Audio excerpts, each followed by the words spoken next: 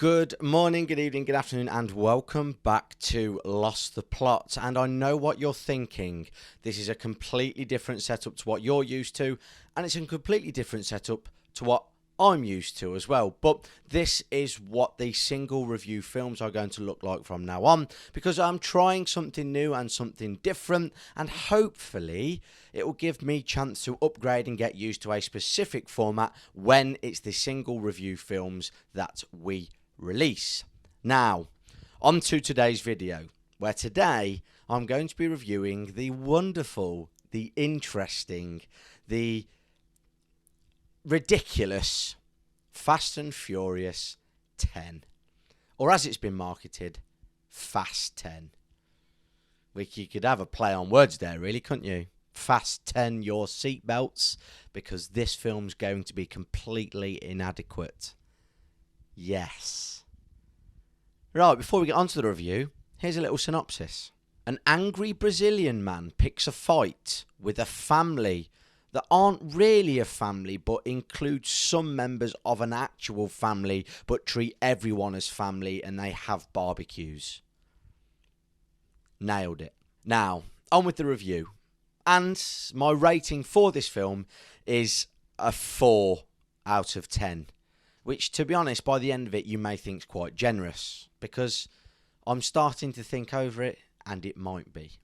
Now, the way in which this video is going to go, I'm going to talk about the good things, and then I'm going to talk about the bad things.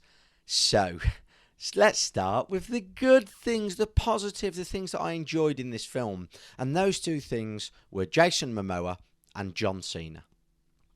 In the words of my own mother, the most exciting thing about this film was Jason Momoa in leathers for 2 hours and 30 minutes. Well, 2 hours and 21, but who's really counting? Now, Jason Momoa was brilliant.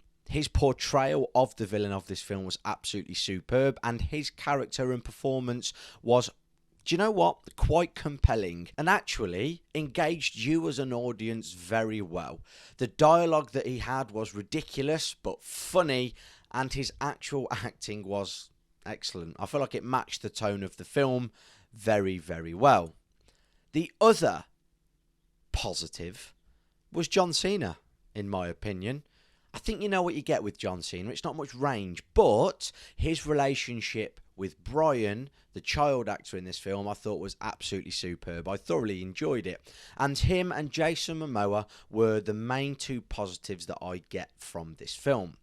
Now, before I go on to the negatives, I completely understand why people would enjoy this franchise. There's lots of action, there's lots of things going on, it's ridiculous, and it is quite a good escape from reality, quite literally.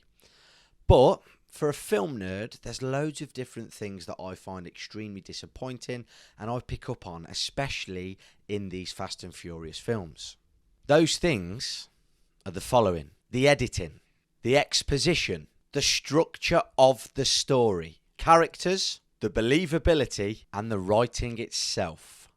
Now, let's take a look at each one of those in greater depth. The editing.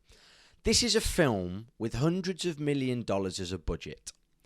And the editing is absolutely shocking. There are far too many times in this film where it is clear that they have taken fragments from various different cuts and tried to merge them together.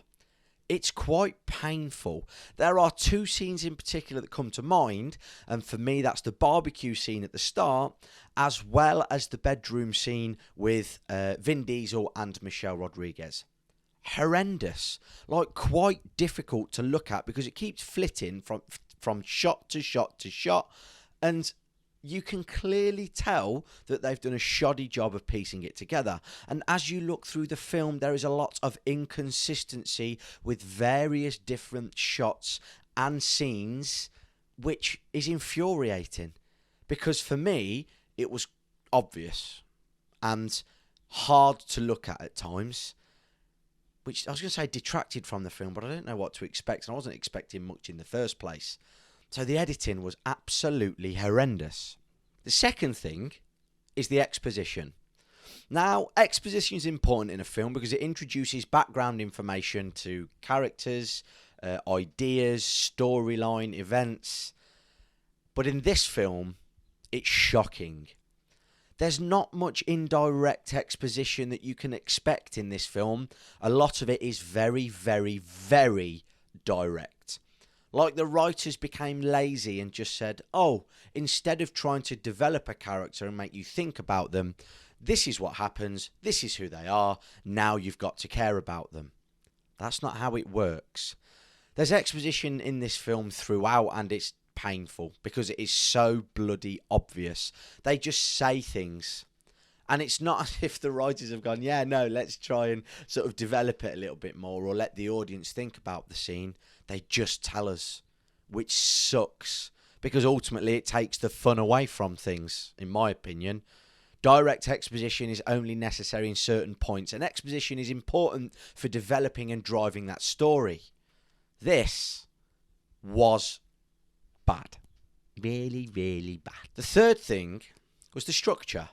Now, the structure of this was clunky, choppy, flitty, because it jumped from one scene to another far too quickly. It didn't allow any particular storyline to develop.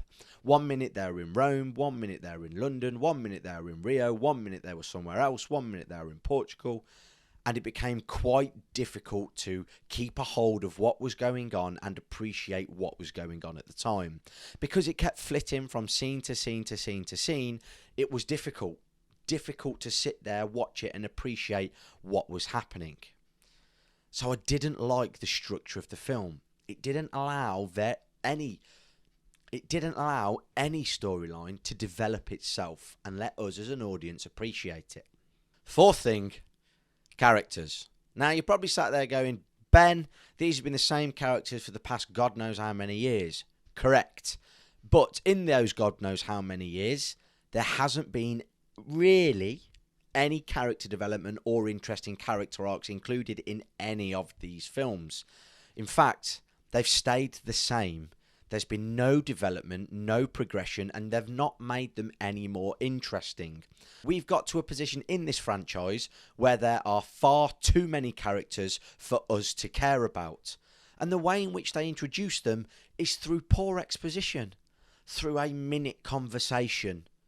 And we are supposed to then care about them. And then what that leads to is poor chemistry between characters and the same old rubbish that we've been used to for the past God knows how many years. It's painful.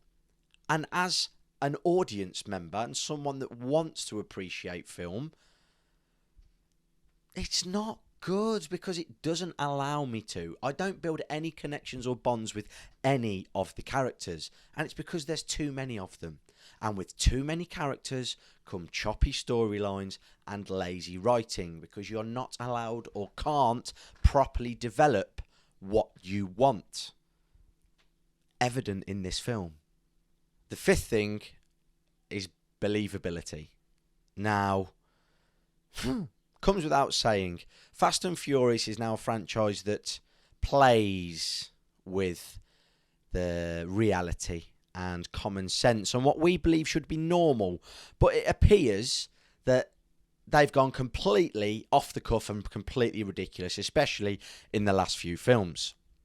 Now, I'm not sitting there saying I want complete realism for the whole duration, because that would be boring. Well, no, it wouldn't actually, because if you do it properly, it would be very interesting.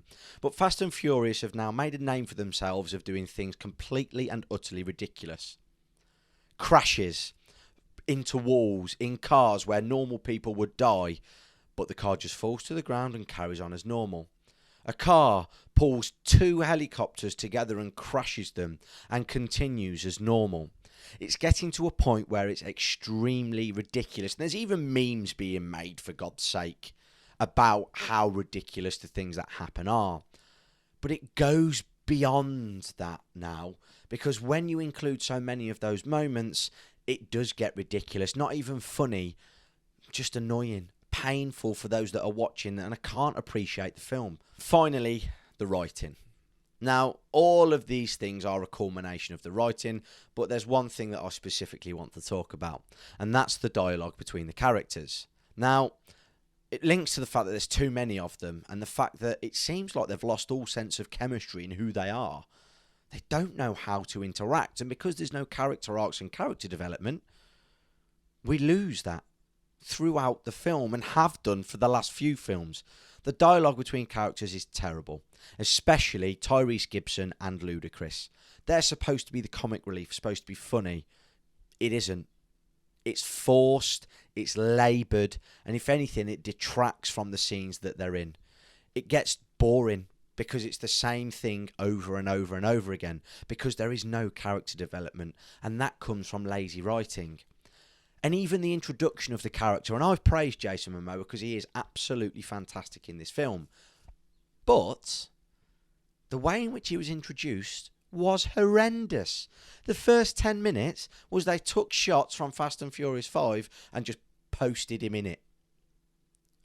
It was lazy.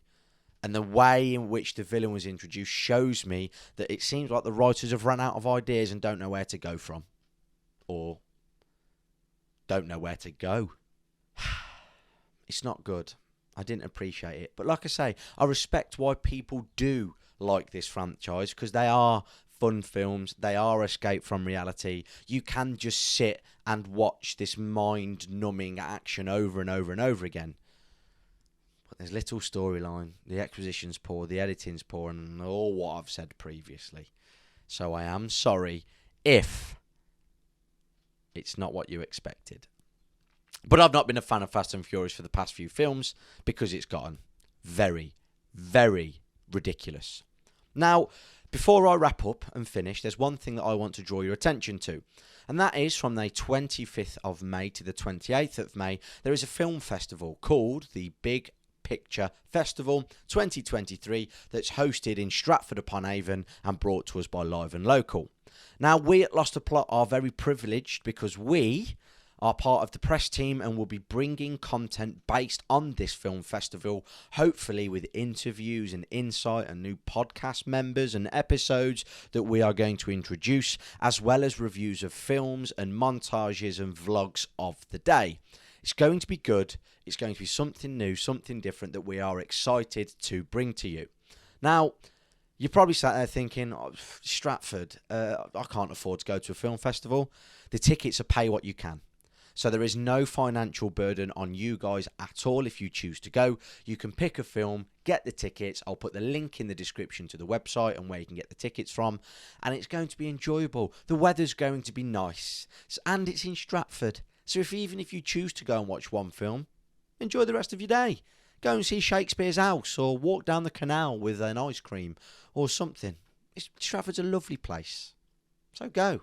Support it. Show your love for it. And show your appreciation for film, because it's going to be a fantastic event where different films like local filmmakers, independent filmmakers, and international feature films are shown as well. So there is quite an eclectic mix that you can go enjoy and choose. And that is all from me, finishing on a positive, and I shall see you in the next one and probably in the coming days. See you later.